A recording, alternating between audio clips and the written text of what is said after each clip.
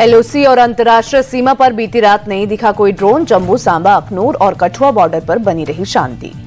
सेना के मुताबिक सीमा पर सीजफायर का हो रहा है पालन। डीजीएमओ वार्ता के बाद दोनों तरफ से ना तो गोली चली और ना ही उकसाने वाली कार्रवाई हुई। पाकिस्तान को पीएम मोदी का कड़ा संदेश, अगर बात होगी तो अब सिर्फ पीओके और आतंकवाद पर बात होगी। पीएम मोदी ने किया साफ, टेरर और टॉक या टेरर और ट्रेड एक साथ नहीं होगा, खून और पानी एक साथ नहीं बहेगा। पीएम मोदी ने कहा, भारत अब न्यूक्लियर ब्लैकमेल नहीं सहेगा, आतंकियों पर सटीक और निर्णायक प्रहार करेगा। पीएम मोदी ने कहा, ऑपरेशन सिंदूर ने आतंक के खिलाफ नई लकीर खींची। कहा, भारत पर अगर आतंकी हमला हुआ तो मुंहतोड़ जवाब देंगे, वहां जाकर कार्रवाई करेंगे जहां आतंकी जड़े। पीएम मोदी की पाकिस्तान को नसीहत, का उसकी फौज आतंकवाद को खाद पानी देना बंद करे वरना यह आतंकवाद उसे ही खत्म कर देगा। पाकिस्तान को अपने टेरर इंफ्रास्ट्रक्चर का सफाया करना ही होगा। पीएम मोदी ने पहलगाम अटैक को आतंक का विभत्स और क्रूर चेहरा बताया। कहा, इस हमले ने देश को झकझोर कर रख दिया। इस हमले ने देश की सद्भावना तोड़ने की घिनौनी कोशिश की। पीएम मोदी ने कहा, ऑपरेशन सिंदूर से आतंकी संगठनों की इमारतें ही नहीं, उनका हौसला थर्राया। 100 से ज्यादा आतंकियों को मौत के घाट उतारा। पीएम मोदी ने कहा, भारत की कार्रवाई से पाकिस्तान घबरा गया। आतंक के खिलाफ भारत का साथ देने की बजाय भारत पर ही हमला बोल दिया।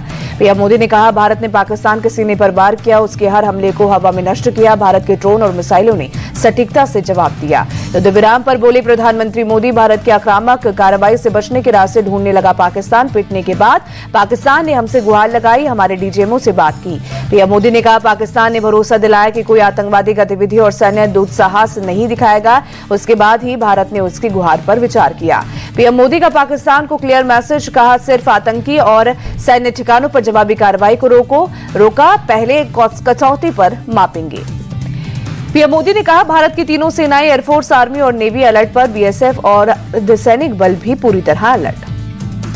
पीएम मोदी ने कहा, महात्मा बुद्ध ने हमें शांति का मार्ग दिखाया, लेकिन शांति का मार्ग भी शक्ति से होकर जाता है। विकसित भारत के लिए शक्तिशाली होना जरूरी।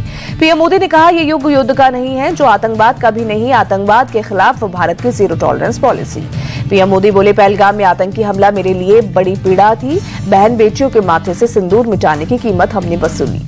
ऑपरेशन सिंदूर के लिए पीएम मोदी ने सेना को सलाम किया। कहा, आतंकियों को मिट्टी में मिलाने के लिए सेना को खुली छूट दी। पीएम मोदी के संबोधन पर रक्षा मंत्री राजनाथ सिंह का ट्वीट लिखा। पीएम मोदी ने आतंकवाद के खिलाफ भारत की नीति को दुनिया के सामने रखा। राजनाथ सिंह ने कहा, पीएम मोदी ने यह भी साफ कर दिया है कि अगर पाकिस्तान से बात होगी तो सिर्फ आतंकवाद और पीओके पर ही होगी। पीएम मोदी के संबोधन पर केंद्रीय मंत्री सुकांत मजूमदार का बयान। कहा, पीएम मोदी ने हमारे जवानों की वीरता और साहस की प्रशंसा की। पूरा देश आतंकवाद के खिलाफ एकजुट रहा।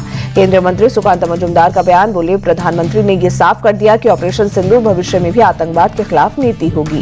पीएम मोदी के राष्ट्र के नाम संबोधन पर महाराष्ट्र के सीएम देवेंद्र फडणवीस बोले, प्रधानमंत्री ने साफ किया है कि किस तरह से भारत के हमले से पाकिस्तान तहस नहस हुआ। दिल्ली बीजेपी अध्यक्ष वीरेंद्र सचदेवा ने प्रधानमंत्री मोदी के संबोधन पर कहा, पीएम ने पाकिस्तान को साफ संदेश दिया कि खून और पानी साफ साफ नहीं बह सकता।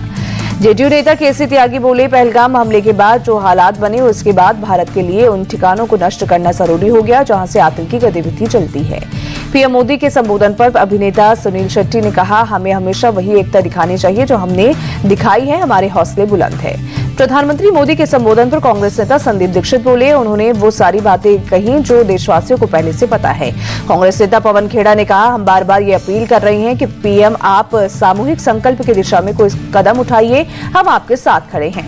कांग्रेस नेता हरीश रावत का बयान, पाकिस्तान अस्त्र शस्त्र या किसी भी मामले में हमारी सेना के सामने नहीं खड़ा हो सकता। देश के अलग अलग हिस्सों में लोगों ने पीएम मोदी के संबोधन को सुना। टीवी के सामने बैठे दिखे लोग। अमेरिकी प्रेसिडेंट ट्रंप के दावे से भारत का इनकार। ट्रेड डील के बदले सीजफायर को लेकर नहीं हुई बात। सूत्रों के मुताबिक सिर्फ ऑपरेशन सिंदूर को लेकर दोनों देशों के डेलीगेट्स की हुई थी चर्चा। भारत पाकिस्तान के बीच युद्ध विराम पर राष्ट्रपति डोनाल्ड ट्रंप का बड़ा दावा। कहा, सीजफायर नहीं होता तो परमाणु युद्ध हो जाता। अमेरिका ने 2 देशों में परमाणु युद्ध रुकवाया। अमेरिकी राष्ट्रपति ट्रंप ने कहा, मैंने दोनों देशों से कहा, युद्ध विराम नहीं हुआ तो दोनों देशों से व्यापार नहीं करेंगे। डोनाल्ड ट्रंप ने कहा, मुझे लगता है ये स्थायी युद्ध विराम होगा। दोनों देशों के पास बहुत सारे परमाणु हथियार हैं। सीजफायर के बाद भारत और पाकिस्तान के डीजीएमओ के बीच पहली बार बात हुई। सीजफायर नहीं तोड़ने पर हुई बात। डीजीएमओ लेवल टॉक में भारत और पाकिस्तान के बीच बनी सहमति बॉर्डर एरिया से सेना की तैनाती घटाएंगे। भारतीय सेना ने पाकिस्तान को जताया, कहा हम जहां चाहे जब चाहे हमला कर सकते हैं, हम भविष्य की कार्रवाई के लिए तैयार। पाकिस्तान को भारतीय सेना का कड़ा संदेश। Air marshal A K. भारती बोले, भवे बिनु होए ना प्रीत, समझदार को इशारा ही काफी है। एयर मार्शल भारती ने कहा, हमारे सभी मिलिट्री बेस और सिस्टम ऑपरेशनल है और नए मिशन के लिए पूरी तरह तैयार है। एयर मार्शल भारती ने कहा, हमारी लड़ाई आतंकवादियों के खिलाफ थी, लेकिन पाकिस्तान ने आतंकियों के खिलाफ लड़ाई को अपना बना लिया। डीजीएमओ लेफ्टिनेंट जनरल राजीव गई बोले, आतंकियों पर सटीक हमले किए पाकिस्तान के पाप का घड़ा भर चुका है, पाक नापाक हरकतों का विनाश किया।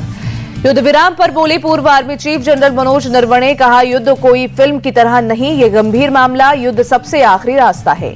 जम्मू कश्मीर के सीएम उमर अब्दुल्ला बोले, पाकिस्तान दुष्प्रचार करेगा लेकिन दुनिया सच्चाई जानती है। जाकिर हुसैन के परिजनों से मिले जम्मू कश्मीर के एलजी मनोज सिन्हा, हर मदद का दिया आश्वासन। पाकिस्तान की गोलीबारी में जाकिर हुसैन की मौत हुई थी। ऑपरेशन सिंदूर में किसी सैनिक के घायल नहीं होने की पाकिस्तान के प्रोपेगेंडा की खुली बोल। रावलपिंडी के अस्पताल में आर्मी चीफ आसिम मुनीर घायलों का हाल जानने पहुंचे। लाहौर से भी आई पाकिस्तानी झूठ की तस्वीर। पंजाब प्रांत की सीएम मरियम नवाज लाहौर सीएमएस में पहुंची, घायल सैनिकों का हालचाल जाना।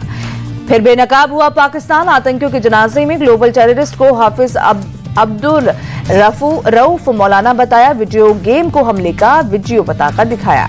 भारत सरकार ने पाकिस्तान का झूठ एक्सपोज किया। पीआईबी फैक्ट चेक ने इंडिया टीवी की खबर को सही बताया। पाकिस्तानी आर्मी ने इंडिया टीवी की आधी अधूरी क्लिप दिखाई थी। पाकिस्तान के ऑपरेशन बनियान उल मरसूर पर ओवैसी का बयान, बोले इस्लाम के नाम पर झूठ फैला रहा है पाकिस्तान, बनियाना उल मरसूस का गलत मतलब बता रहा है।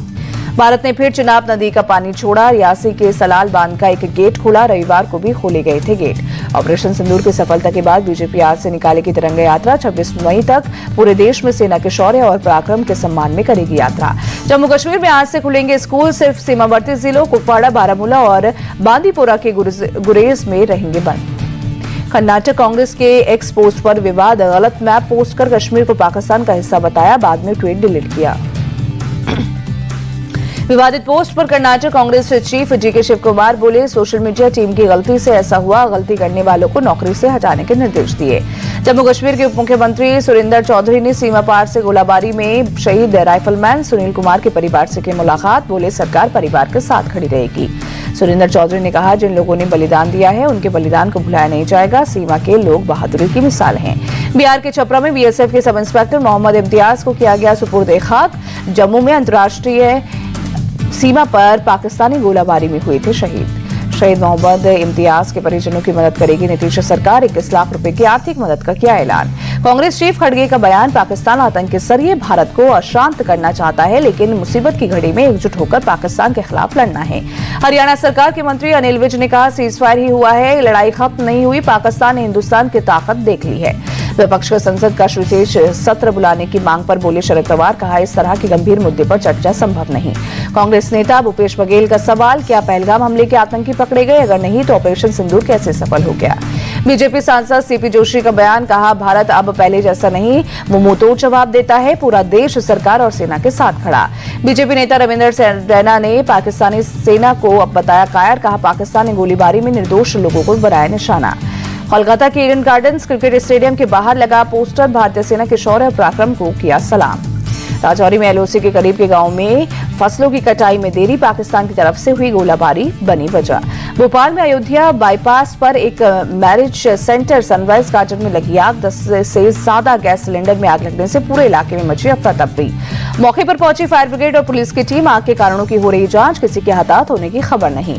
अमृतसर कमिश्नरेट पुलिस ने तुर्की के अस्कर नवप्रीत सिंह से जुड़े एक ड्रग कार्टेल का किया भांडाफोड़, हवाला नेटवर्क को भी किया ध्वस्त। पुलिस ने तस्कर के 3 गुर्गों को गिरफ्तार किया, 84 लाख रुपए नकद और फ्रीज किए गए बैंक खातों में 22 लाख रुपए बरामद, करीब 1 किलो हेरोइन भी जब्त। झारखंड के सिंहभूम में IT blast anti Naxal operation में शामिल एक कांस्टेबल घायल, इलाज के लिए रांची किया गया रेफर।